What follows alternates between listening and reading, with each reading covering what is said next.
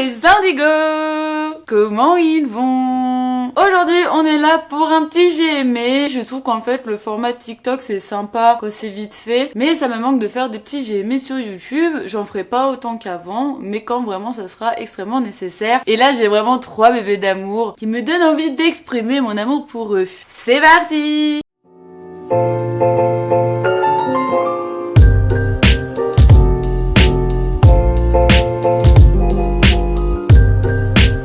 Grand retour des GMA. Et aujourd'hui, je suis vraiment impatiente de vous parler de ces 3 pépites. Tout d'abord, je vais vous parler de Blooming Girl, écrit par Mari Okada et dessiné par Nao Emeto, chez Delcourt Tonkam. Une vraie pépite dont je ne pensais pas aimer à ce point. C'est l'histoire de Kazusa, qui fait partie du club de littérature de son lycée. Elle est accompagnée de 4 autres filles. Elle partage beaucoup littérature, écriture, etc., etc.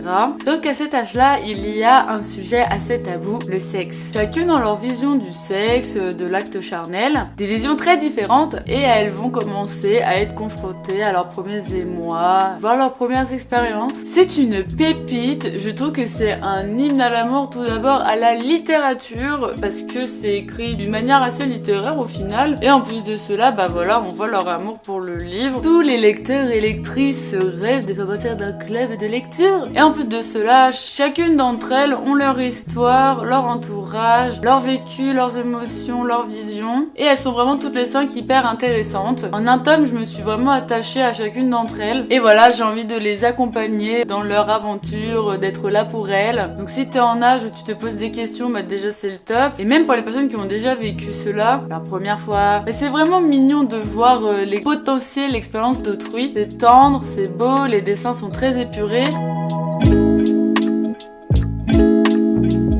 Et c'est émotionnellement très juste. Donc si tu veux lire une très belle fleur parfumée d'émotions, de sentiments, de liens et de bon sens, je t'invite vraiment à lire Blooming Girl.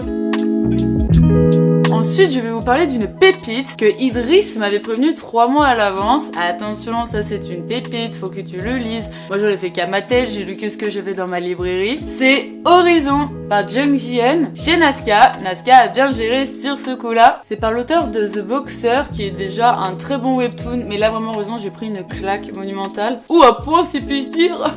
C'est l'histoire d'un monde, mais vraiment le chaos, les ténèbres, tout ce que tu veux sur Terre, en réaliste. Donc fin du monde, famine, rien ne va. Et en fait c'est l'histoire d'un jeune garçon qui va tenter de survivre en voyageant, en marchant, en se déplaçant. Et il va tomber sur une jeune fille. Ces deux-là d'emblée vont s'allier pour essayer de survivre dans ce monde immonde, ce monde désespoir. Et ils vont faire des rencontres sur leur chemin. Et ça sera en seulement 3 tomes. Ça c'est le premier, donc c'est quand même des gros bébés. Mais c'est des gros bébés parce qu'il n'y a pas beaucoup à lire. Ils sont pas très bavards ces enfants-là. Et c'est vraiment pour le coup un webtoon contemplatif. Les dessins sont à tomber par terre, plein de écorchés. Mais en même temps c'est simple à la fois. On sent que le créateur a vraiment réfléchi à pourquoi il y a ces traits, etc. Mais vraiment, mais c'est incroyable.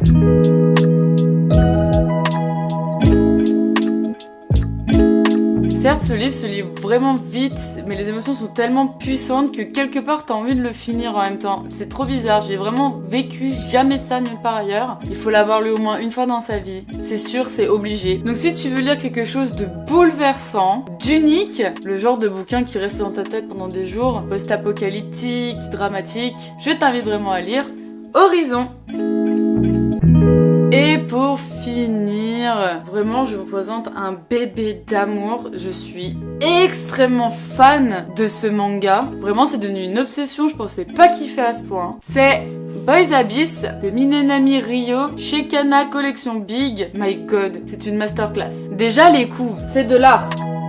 Ensuite, le cru et l'honnêteté de ce scénario. D'ailleurs, âme sensible s'abstenir, il est déconseillé au moins de 16 ans. Et pareil, les dessins.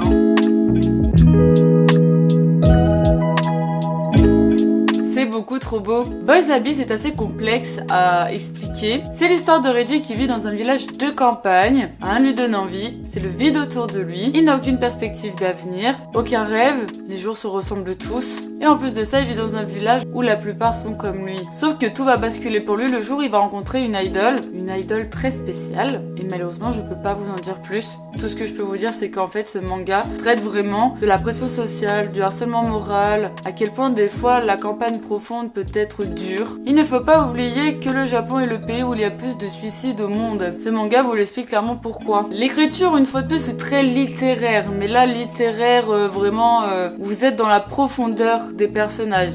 Boys Abyss est un titre qui correspond parfaitement à ce manga-là, tout simplement parce que vous allez rentrer dans les dures profondeurs de nos personnages. Et en fait, la manière dont c'est écrit, c'est incroyable. J'ai jamais autant cherché de l'espoir. Vraiment, c'est très noir. Et t'es là, bam, une petite lumière t'invite de survivre. Il me semble qu'il sera en 9 tomes. Et je peux vous dire que je vais tous les acheter. Vraiment, c'est mon bébé du moment. Avec ta copie. Mais Boys Abyss, c'est une pépite, une œuvre d'art, c'est aussi hors du commun, dans le sens où c'est très cru. Des personnes vont parler de fanservice, moi je trouve pas vraiment que c'est du fanservice, au contraire ça dénonce à quel point l'obsession, le sexe, la perversité. Si tu veux lire quelque chose sur les sombres sentiments, la complexité des liens, tout ça mélangé à une ambiance qui n'est même pas trailer, hein, c'est vraiment un slice of life, je dirais, très très sombre, il faut absolument que tu le lises.